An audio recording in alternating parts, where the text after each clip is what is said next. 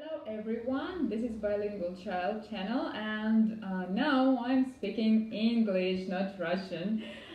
This is because I have a very great guest now. This is Richard Gрэм.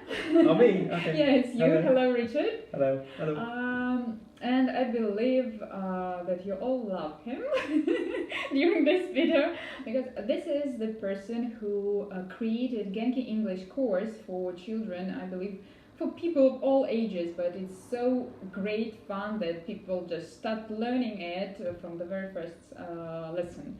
Sound, I try to sing. Okay, so Richard, we would like to speak about some bilingual things. Okay. And the first question for you is, have you ever worked with bilingual children? No.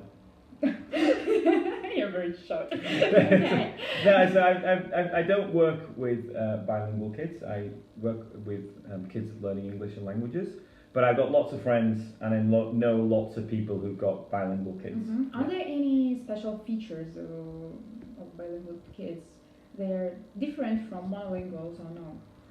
In the beginning, no, they're exactly the same, and it's just how the parents bring them up and what techniques they use as to whether they end up being bilingual or not. Okay. And are there any examples of these features? Well, for example, the biggest one at the moment I see is right now is that most successful people don't watch TV. So what a lot of my friends, I've got one of my friends who's she's actually an English teacher, and they decided to bring their kids up bilingually, but nothing to do with the fact that she's a teacher, but the fact that they don't have a TV in the house. Mm-hmm. And a lot of people, if they take the local language TV away from the house, then the kids then want to get entertainment somewhere else. So nowadays YouTube is huge. Mm-hmm. So the parents let the kids have their screen time, say 10, 15 minutes on YouTube, watching English or American, if you want to go that route, whichever, TV shows. And it's more beneficial than TV. Well, more beneficial because it's all, you can control the ads, control what they're exposed to. Mm-hmm. But also you end up with kids that are 2, 3, and they're talking like native speaker kids. Okay. I mean, so I've got friends, and I'm just like, okay, that's your daughter? She's always lived here and never been abroad? And they're going, yeah. And they end up learning all the not textbook stuff and not parent stuff, but the stuff that actual kids use in England or America or so, and are these families monolingual from the beginning or no? Well, some of them are, yeah. So basically, you can have families where, I mean, you can have crazy families where, say, if they're Russian speakers, they'll only speak English with their kids. Now, I don't think that's a particularly good idea because they're losing out on a lot of the skinship and the Russian importance. Some families do speak English, so they have a split between the two. Most often one parent, one language. But also monolingual parents can do it as well, just by using YouTube and videos. So the kids get the Russian, if you want to speak, Russian from the parents, and then the English from the TV. But will they speak, just taking the language from the YouTube, not hearing some adults speaking it? Oh yeah, because kids, because if you notice, like, kids copy what they hear on TV all the time. They're singing the songs, they're playing the games, they're using the catchphrases. Yeah, so that they do, yeah. Okay, thank you. And how many languages do you speak? Well, I only speak 3 fluently, so I was at university in France. My company's headquartered in Japan, speak Japanese, and then when I travel to different countries, I learn little bits of each language. And what are the benefits of knowing more than one language? Basically psychological ones, because if you only know one language, you only have one identity and one way of looking at the world. When you speak a new language, you take on a new personality, really.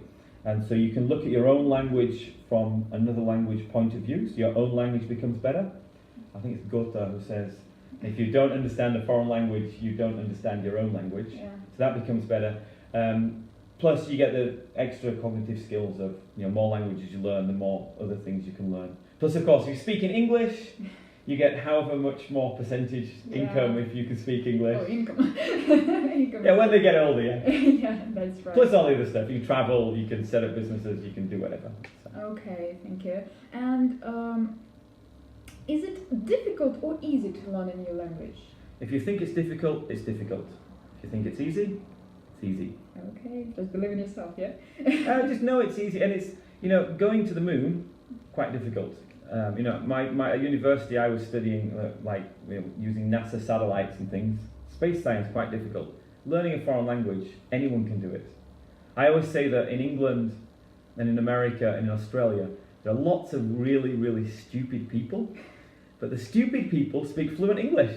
So you're really smart because you're watching this video, so you can learn it definitely. Anybody can do it. We're all biologically programmed to learn languages. So we're inborn learners, yeah? Oh yeah, absolutely. That's how humans are born. So, you know, some animals like horses and things, they stand up and do things. Humans are quite, you know, we have to learn and grow a lot when we're babies and all the way through our lives.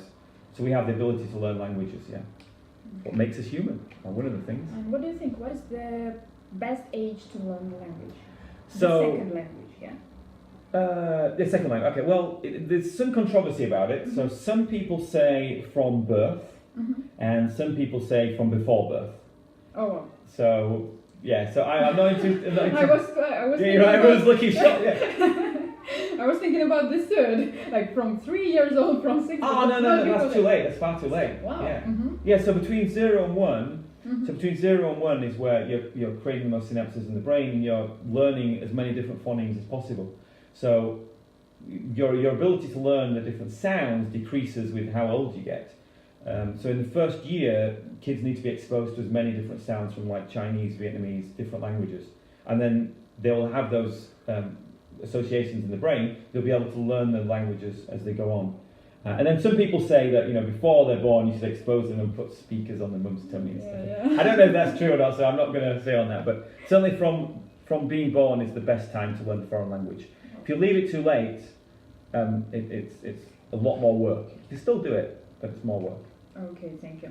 And have you got any advice for the parents who are still doubting if to give their child a second language life, so to say, lifestyle and other, or not?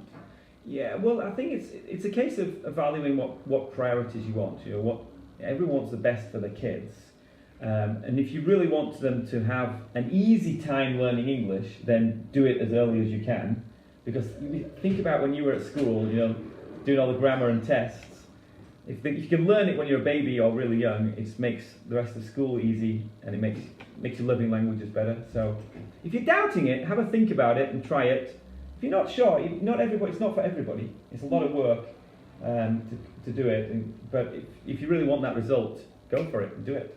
And watch amazing blogs and videos about bilingualism. Yeah, that's right. That's the way to do it. Okay, thank you very much, Richard. I believe that if you'd like to know a little bit more about Richard's program, it's here, GenkiEnglish.com. We've just done a workshop upstairs for the teachers, so I've got my t-shirt on there, so Genki English, yeah. Yeah, so please subscribe, share this video with your friends, and comment if you have any questions. Yeah, I'll try to answer myself, and if I have any possibility, I'll ask Richard to do this also. Okay. I'm going to get a lot more emails. Okay, thank you happy very to help. much. Goodbye. Bye. Bye.